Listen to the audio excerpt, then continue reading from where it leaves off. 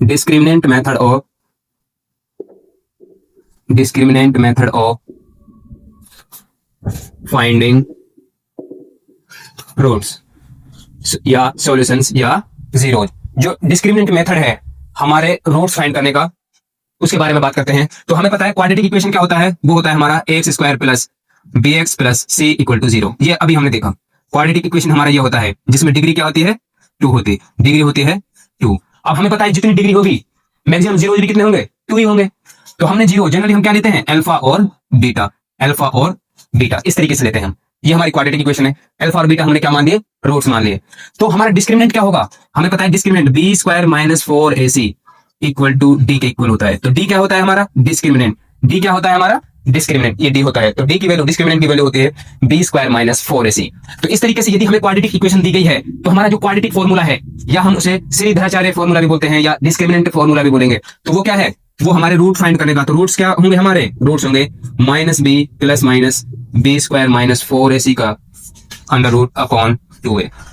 ये हमारा है जो रूट्स फाइंड करने का क्या है, फॉर्मूला है।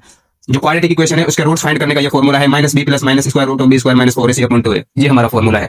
अब हमें पता है डिस्क्रिमिनेंट, ध्यान देना ये डिस्क्रिमिनेंट है, बी स्क्वायर माइनस 4ac, इसकी जगह मैं क्या लिख सकता हूँ, डिस्क्रिमिनेंट यानी डी। तो इसे मैं क्या लिख सकता हूँ, दूसरे तरीके से कह सकता हूँ मैं, ये हो जाएगा हमारा minus b plus minus square root of discriminant upon 2a।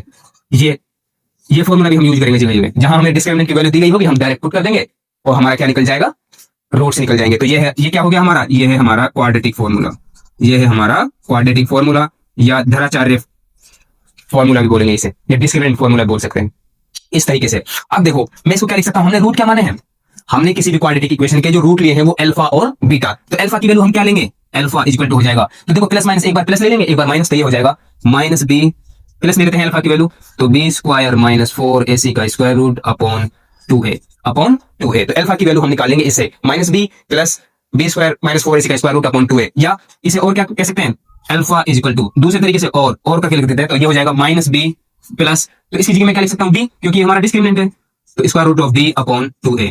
तो ये हमें ध्यान रखना है, एक रूट हमारा इससे निकल जाएगा अल्फा, ठीक है। इसी तरीके से यदि मैं बीटा की वैल्यू निकालना चाहूं दूसरे रूट की, तो अब मैंने यहाँ पे प्लस लिया है, ये प्लस लिया है, तो अब दूसरे में माइनस ले लूंगा, तो minus b square minus 4ac upon 2a ये हो जाएगा। या दूसरे तरीके से कैसे लिख सकते हैं, हम इसे लिखेंगे बीटा की वैल्यू हो जाएगी माइनस बी माइनस, ये क्या है हमारा डिस्क्रिमिनेंट, तो ये हो जाएगा डिस्क्रिमिनेंट डी अपॉन 2a।